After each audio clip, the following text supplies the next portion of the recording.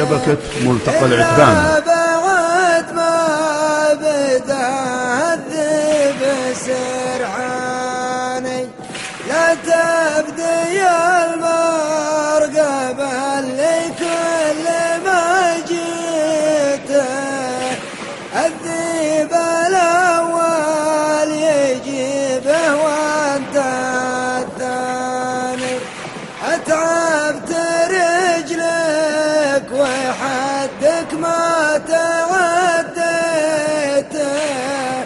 ونهاية الأمر لا هدم ولا باني، تبى تسوي ولا بالشي سويته، إلا تمنى يطيح فلان وفلاني، ومن لا بنى للشكا له الكرم بيته، تراه لو كان عايش يعتبر فاني، وإن كان حظك بنا